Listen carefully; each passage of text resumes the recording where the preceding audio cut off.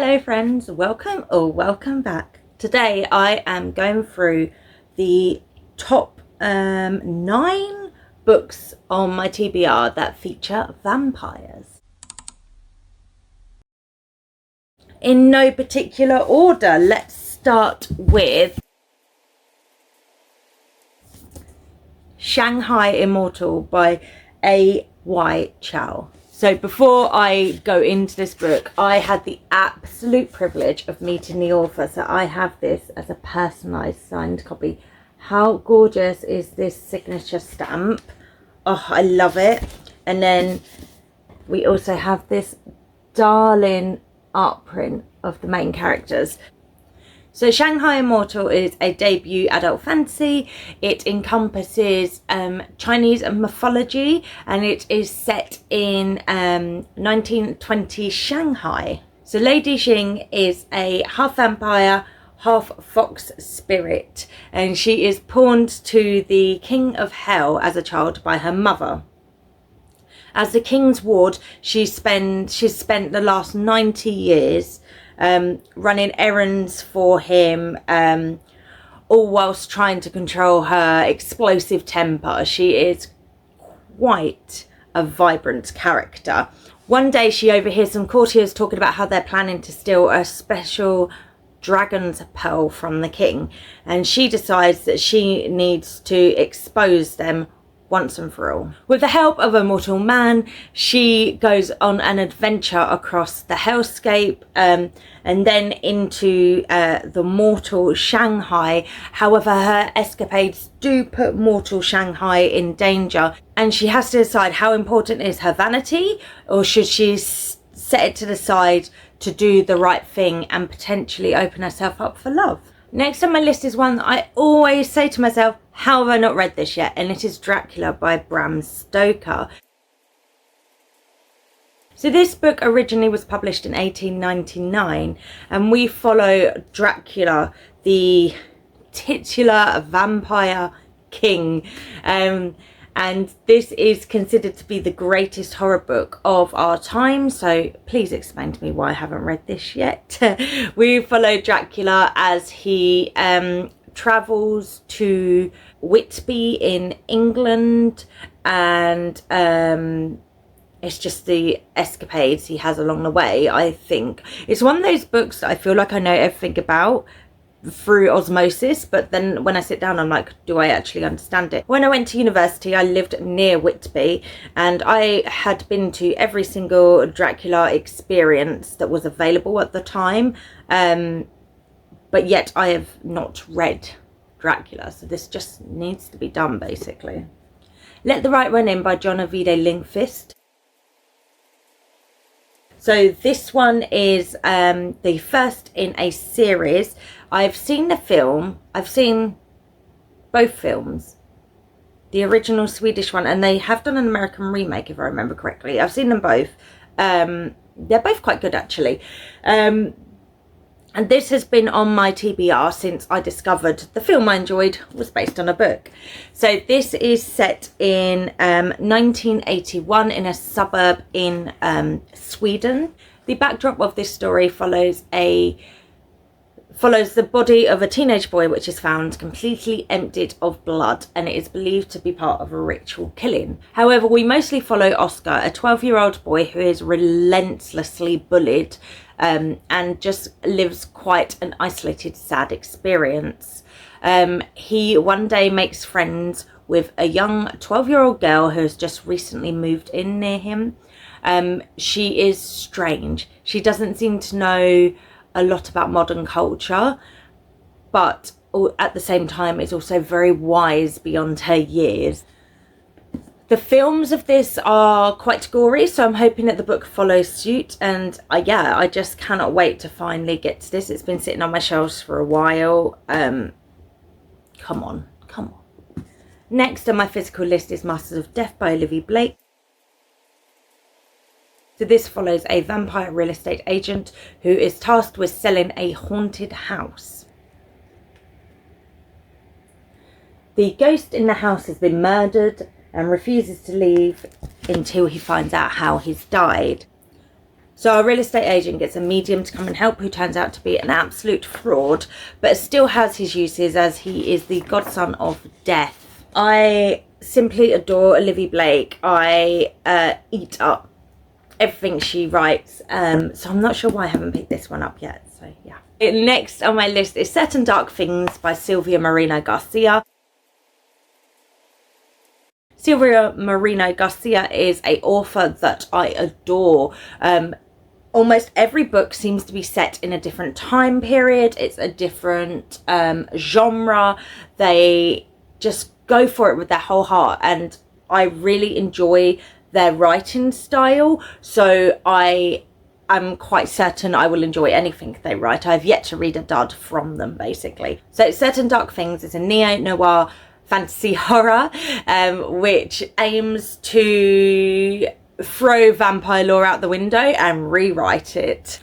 Set in Mexico City, we follow Domingo, who is a street kid barely surviving when he comes across the path of Atul, who is the descendant of an Aztec blood drinking group of peoples, vampires. Atul needs to escape the city, and fast, as she is on the run from a rival vampire clan and Domingo gets swept up in it, and thus follows an adventure of vampires, crime lords, cops. It all collides in the streets of Mexico City, and it just sounds like this is going to be really fast paced and really fun. Next on my list is the absolute tome that is The Historian by Elizabeth Kostova. This is I would say it has dark academia vibes, and it follows a young lady who one night when exploring her father's library, she comes across an ancient book and a selection of yellowing letters which are ominously addressed to my dear and unfortunate successor. Her discovery plunges her into a world, an absolute spiral of a quest in which she learns a lot of secrets about her father. She learns that the world has a lot more to offer than she initially expected. It's a wonderful mixture of historical, fantasy, modern, history. It's very much giving me, what was that book called? A Discovery of Witches vibes. So I really loved A Discovery of Witches. I'm looking forward to picking this up. I always get a bit nervous by the size of it, but I shouldn't do. I should just go for it. And speaking of A Discovery of Witches, I have the second book in the All Souls series on my TBR. I read A Discovery of Witches a couple of years ago. I possibly would want to reread it before moving on to the second book, but the second book does pick up exactly where the first book left off. So what is A Discovery of Witches? It follows Diana, who is a witch who is trying to ignore the fact that she is a witch. She's trying to live as a mortal woman.